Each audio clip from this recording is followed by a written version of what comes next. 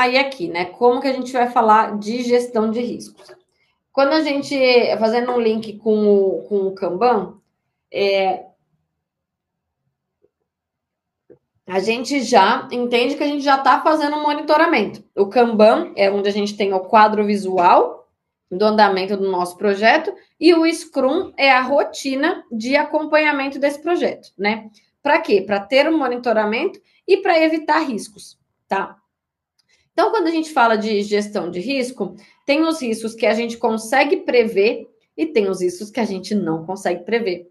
Mas eu também comentei na aula anterior infelizmente, né, nesse papel a gente tem que ter um olhar um pouco pessimista mesmo, porque a gente tem que usar nossa criatividade para criar cenários, às vezes até improváveis, para se defender, para se antecipar, para conseguir evitar aquilo.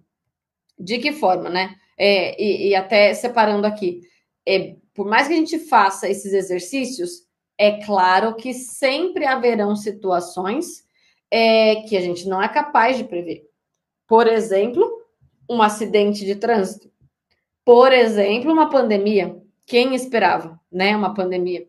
Então, às vezes, você está com sua empresa de vento em popa ali, tudo certo, e vendeu super bem nos 3 últimos anos, você já sabe a temporada mais alta de vendas, você se preparou, você contratou um time reforçado para alta temporada, você encheu o seu estoque para não faltar nada, você fez cotação, buscou os melhores parceiros, conseguiu matéria-prima mais barata, fez toda a lição de casa para você não ficar na mão, para você vender o máximo, ter o máximo de lucro, deu treinamento para o seu time e tudo mais, está tudo redondinho. De repente vem uma pandemia. Você perde o seu estoque, você perde todo o investimento, você não vende. O que vai fazer com isso, né? Então, tem coisas que não tem como prever. Mas tem muita coisa que a gente consegue prever. Por exemplo, situações do dia aqui. Eu consigo olhar a previsão do tempo para saber se vai chover, para saber e o que a chuva pode impactar. A chuva pode impactar no trânsito, então, o meu tempo de deslocamento, né, para chegar no meu compromisso, para chegar numa reunião, para fazer a entrega, né, de uma encomenda, né? Então, sei lá, imagina que certa região, por exemplo, tem uma menina do meu time que ela é da Itália, e lá tem bastante problema com queda de energia, né? Então, imagina que é um lugar que tem impacto de energia de acordo com a chuva. A chance, se vai chover, a chance da minha internet, a minha energia ser impactada e eu não ter condições de fabricar algo, de fazer uma reunião com o cliente, de me deslocar, é muito grande. Então, isso significa que se eu vou dar um prazo de entrega para o cliente, por exemplo, eu tenho que considerar um prazo maior, porque eu estou sujeita a esses riscos, né? A chuva também pode impactar no look que eu vou usar naquele jantar especial no final do dia. Então, eu preparei aqui uma roupa de verão, eu vou palestrar, por exemplo, preparei uma roupa de verão e tudo mais, mas no final do dia o tempo virou, caiu uma tempestade e agora eu vou passar frio e não dá tempo de eu chegar em casa para me trocar, por exemplo. A chuva também pode impactar, eu estou indo para um show, a chuva também pode impactar no alagamento de uma região e eu não conseguir chegar no show. Assim, então são inúmeras coisas que só a chuva já pode bagunçar bastante coisa no nosso projeto, na nossa entrega, né? Só a chuva, por exemplo, né? A chuva também pode impactar no preço do Uber para eu chegar no lugar. Então, se eu tenho um orçamento limitado, pode impactar ali. Às vezes eu vou gastar mais no Uber, não vai sobrar dinheiro para comprar uma pipoca no show, né? Então, assim, é tudo que a gente precisa calcular. A gente precisa se preparar, tá? Estou no então aqui alguns eventos ainda sobre a chuva. A chuva é ótimo porque tem bastante exemplo aqui. Um casamento ao ar livre, gente. E se chover? Pode mudar, dependendo do mês. Esse mês tem mais chance ou menos chance de chover, né? E se chover, eu tenho uma estrutura de cobrir para mover o casamento para o lado interno, né, do lugar que eu contratei. Enfim, muitas coisas aqui que só a chuva pode impactar no nosso projeto. O trânsito pode deixar um cliente ou um fornecedor esperando, né? Que pode ser que vai impactar no sucesso do negócio. Então, tipo, eu previ que eu ia chegar nessa reunião 2 horas da tarde, mas eu saí com uma janela de tempo muito curta, peguei trânsito e cheguei no meu compromisso 2h45. O meu cliente podia estar pronto para assinar o contrato. De repente, ele perdeu o interesse. Eu não cheguei, desmotivou, perdi a credibilidade, né? Uma entrega de, por exemplo, imagina uma festa de aniversário, você vai precisa entregar o bolo para cantar o parabéns e por algum motivo não chegou. Como que canta o parabéns sem o bolo? Então você tem que se preparar também possíveis imprevistos, tanto para a pessoa que vai entregar o bolo quanto quem está contratando, né? Pedir para entregar com antecipação, tá? Por isso que eu também comentei semana passada que lá nas linhas do nosso cronograma, a gente sempre tem que deixar uma gordurinha. Essa gordurinha já é prevendo possíveis riscos, tá? Quem nunca pediu um iFood ou um Uber Eats ou alguma outra refeição pedido em aplicativos, né, online, e veio frio, veio com o sabor errado, veio pedido a mais ou a menos, veio amassado, veio sem gosto, veio tudo misturado. Já aconteceu com vocês? Comigo já aconteceu semana passada. Eu estava de mudança, falei para vocês a aula passada, estava de mudança, ainda estava chegando minhas coisas aqui, eu não tinha panela ainda para fazer comida, então pedi um marmitex e ai, que raiva, eu tava com muita fome. E o que mais me irrita assim, quando eu tô com muita fome, eu pago caro e a comida não é boa. Isso assim é o que me mata de frustração. E aconteceu exatamente isso. Eu pedi um estrogonofe de carne e veio assim a metade. Primeiro que veio uma baciada de comida, né? Aquela baciada assim. Aí vem aquele metade, aquele monte de arroz, assim, os bolotão assim de arroz. E do outro lado, o estrogonofe tava bem gordurosa a carne, sabe? Então eu nem consegui comer. Eu fiquei assim, super chateada. Então, situações que impactam na satisfação do cliente. Qual a chance de eu pedir de novo nesse restaurante? Para mim é nula, mas dependendo da pessoa pode ser baixíssima, dependendo da ocasião, né? Então, situações como atraso, pedido errado, pedido mal feito, atraso, né? Má organização ali, uma embalagem ruim, são motivos, né? São situações que podem ser evitadas, né? Então a gente pode ter uma rotina de conferência, um padrão de qualidade na nossa empresa para evitar esse tipo de situação. Então isso já é uma matriz de risco, já é um controle de risco para evitar esse tipo de situação, esse tipo de frustração do meu cliente, que automaticamente diminui as minhas vendas, diminui a minha autoridade no mercado, a minha relevância, né? As estrelinhas que eu ganho ali na plataforma que vão ditar, né, o nível de satisfação do meu cliente, que automaticamente reflete na minha popularidade e no meu volume de vendas também. Então, a matriz de risco, né, esse monitoramento, esse controle de qualidade, está diretamente ligado a essa gestão de risco, que é um processo, que é uma rotina da empresa, né? Da empresa ou do seu projeto, né? Que deve ser mantida para garantir que tudo que você está sendo feito tem um padrão a ser executado, tem um motivo a ser executado, tem um objetivo a ser executado e que vai ser seguido à risca para que o resultado seja exatamente o que foi planejado ou o mais próximo possível. Perguntas? Até aqui, tranquilo? Tranquilo.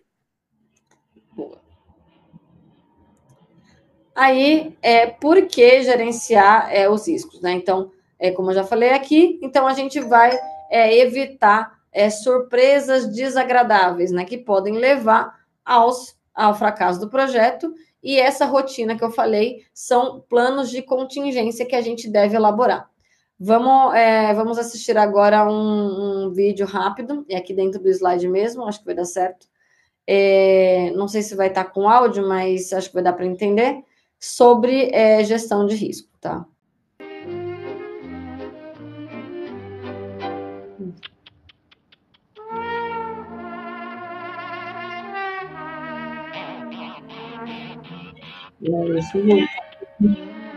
Deve estar travado, né? Ele aparece um pouco travado, assim.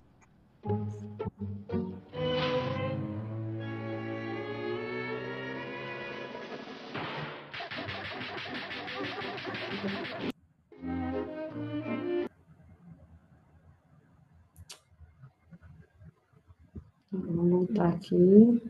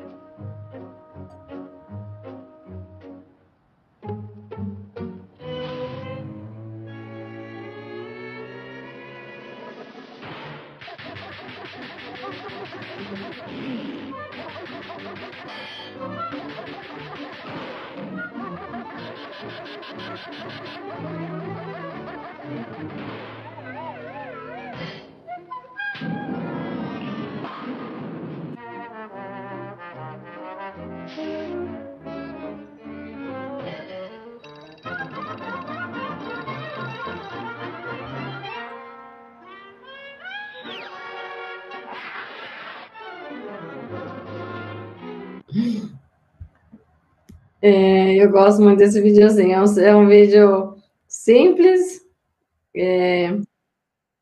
Vou só mais uma vez. Chegou, risco identificado. Perigo aqui, né? No cachorro. Análise do risco. Então, qual o risco dele conseguir sair aqui para me atacar? Né? Estou medindo a força da corda, a distância, tudo mais. Calculei que nessa distância está resolvido. Ele não consegue ficar. Vou puxar, vou provocar. Nada vai acontecer aqui. Você segura. Planejei tudo certo aqui para não dar muito dano para o projeto. Só que eu fiz isso uma vez só. Eu nunca mais revisei os riscos.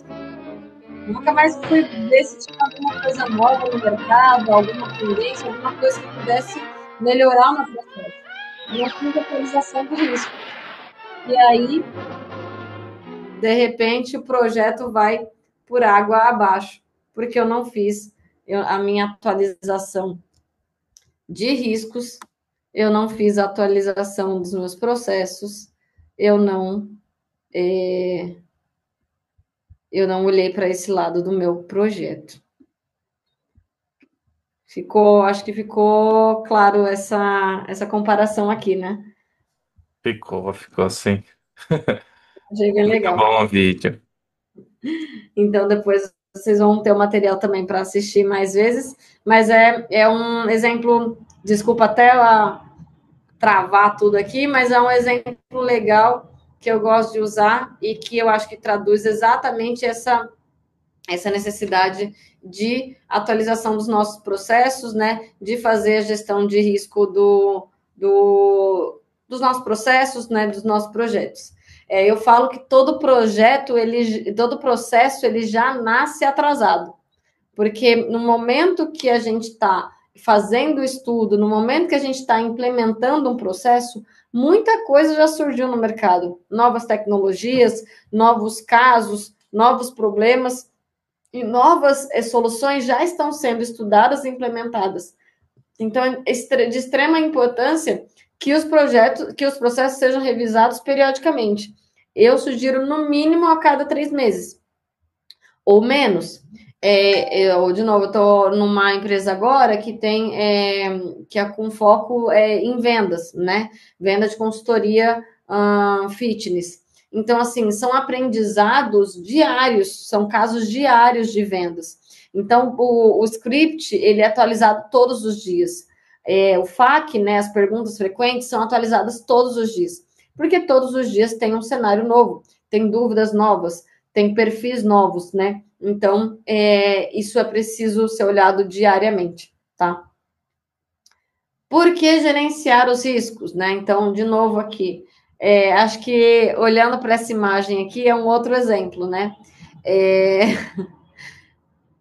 A gente vê uma escada, a gente vê um corrimão, que é para a pessoa se apoiar, e vê um quadro ali com uma mangueira de incêndio. Só que o corrimão ele foi instalado em cima da porta para tirar a mangueira de incêndio.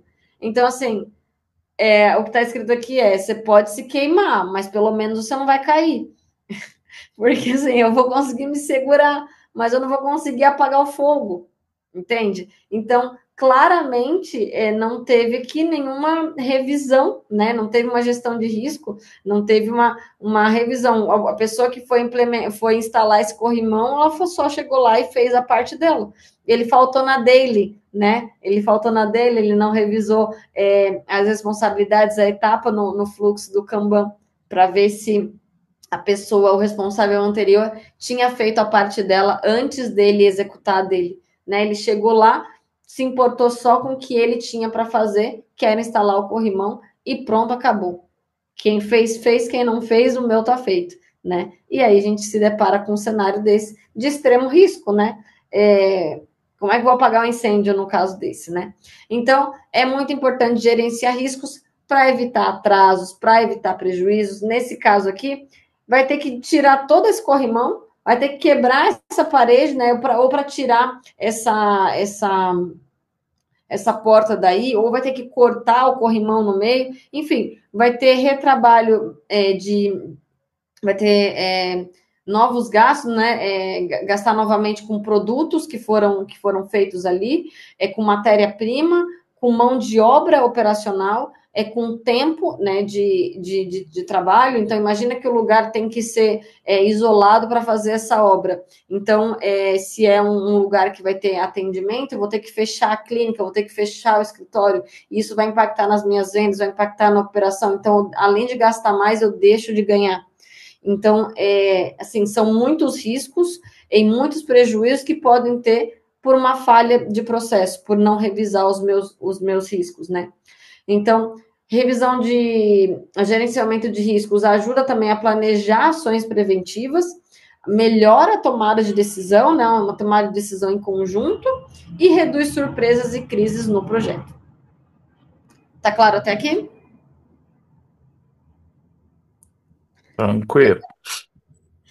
Aí, para a gente olhar para todos esses riscos, né, para a gente pensar em como evitar todos eles, a gente pode criar uma matriz de riscos, né? Que é isso, né? É um quadro que, inclusive, a gente pode usar um Trello também, um board do Trello para fazer uma matriz de risco, né? Aquela ordem que a gente viu no Trello, que eu propus para vocês, não é obrigatória para a gente fazer o fluxo de atividades, né? Backlog, to do, doing, blocked, done e closed. Não é obrigatório. Eu posso usar aquilo para fazer várias coisas diferentes.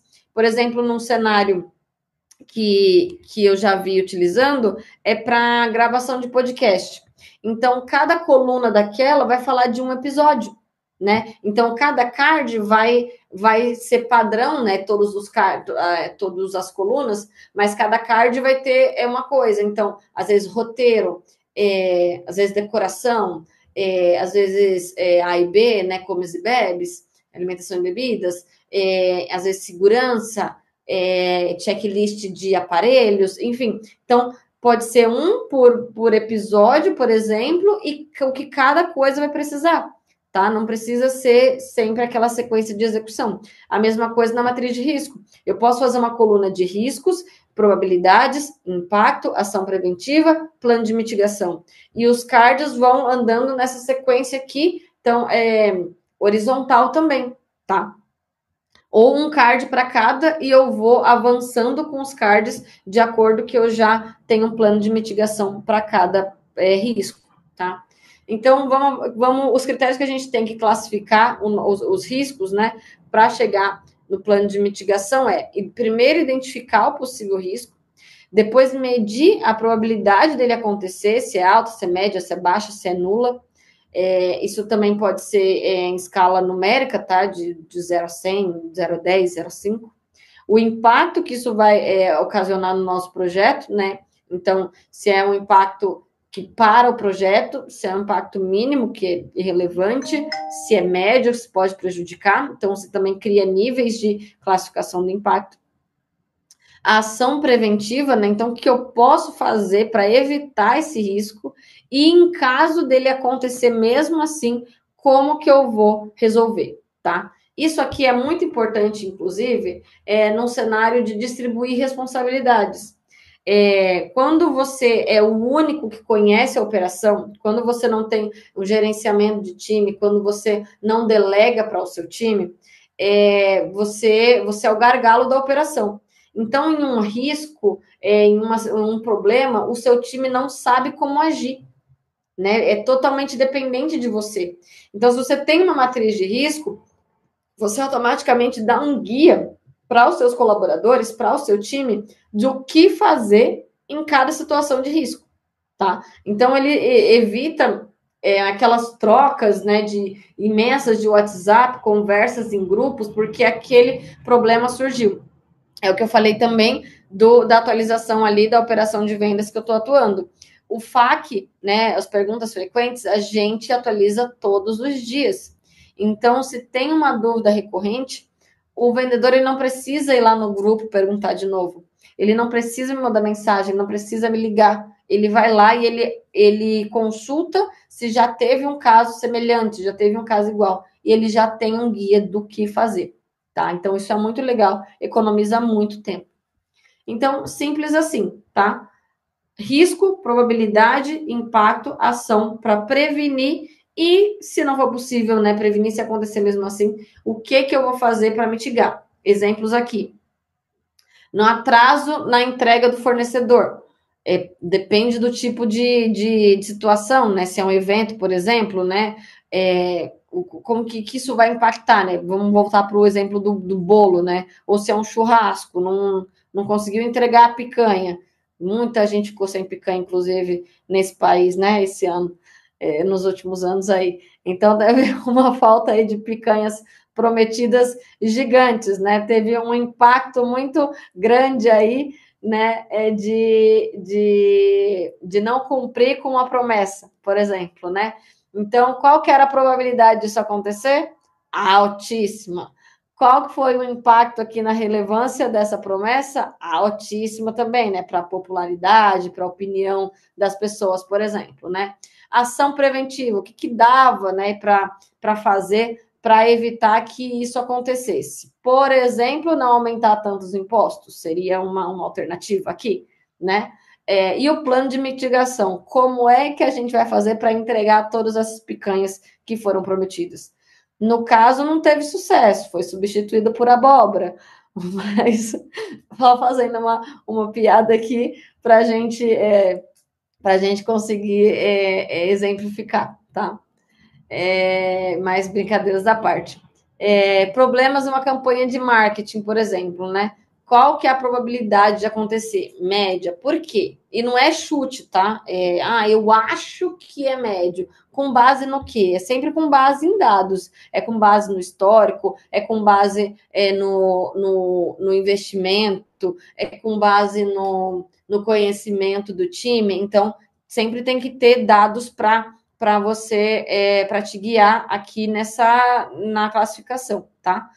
Probabilidade média, impacto médio, ação preventiva. Posso fazer testes, né, A e B, aqui das campanhas, dos criativos, né, antes de soltar. E se, né, não tiver o resultado esperado, eu vou ajustar, vou mudar a estratégia conforme os resultados e vou fazer um novo lançamento.